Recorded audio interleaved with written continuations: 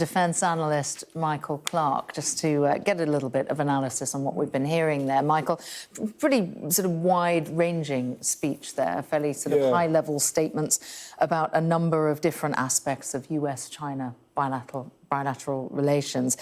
What really pricked my ears up, though, was when he was talking about what he said to President Xi about China supplying these components that are ending up in Russian weapons in their assault against Ukraine. What did you make of that? Yeah, and just now, Sam, in answer to your question, he said again, he said we were very specific. He said we gave them in detail what our complaints were. And essentially, they come to two things. One, he said machine tools, that Chinese machine tools are going to Russia to power up Russia's war economy, and components. And sometimes these are not particularly sophisticated components. They're just the sort of components that they need for missiles and for high-tech weapons. And it's been known for a long time that the Chinese are supplying these. They're not supplying Russia with weapons because they're frightened of American sanctions. They're certainly frightened of secondary sanctions, whereby the Americans can sanction a company dealing with a company that supplies stuff to Russia. So the Chinese are genuinely frightened about sanctions, secondary sanctions, but they've gone right up to the line in assisting Russia without obviously sending them weapons. And even then, they are facilitating the supply of weapons from North Korea to Russia.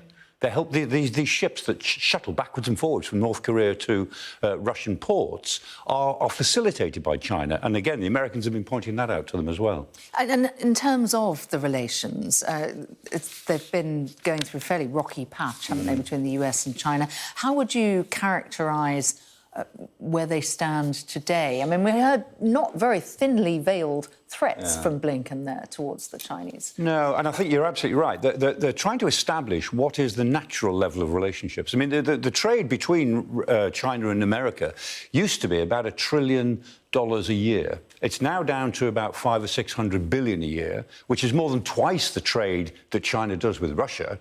And the trade with Russia has doubled. So, Russia does about 250 billion a year trade with China. The Americans do 500 to 600 billion trade with China. Europe does even more than that with China. So China's trading partners are overwhelmingly United States and Europe, and yet there they are supporting the Russians. And both sides have got real issues to air, as it were.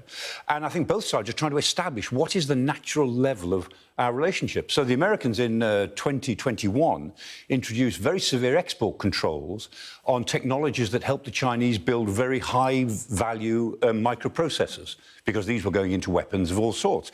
And the Americans are now chasing those export controls around other companies in the world, including European companies. So the US is getting more protectionist about certain strategic products that they don't want the Chinese to develop or steal from them. And China finds that very objectionable. And of course, China is looking for new markets elsewhere in the world.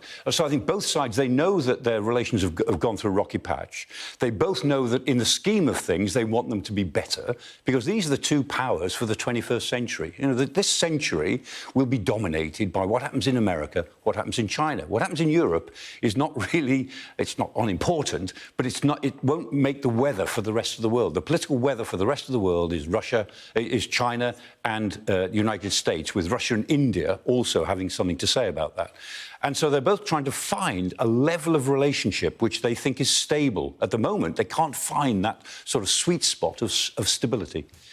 All right, I knew that you would have some pretty comprehensive analysis about that, Michael. How did I guess? Thank you very much indeed.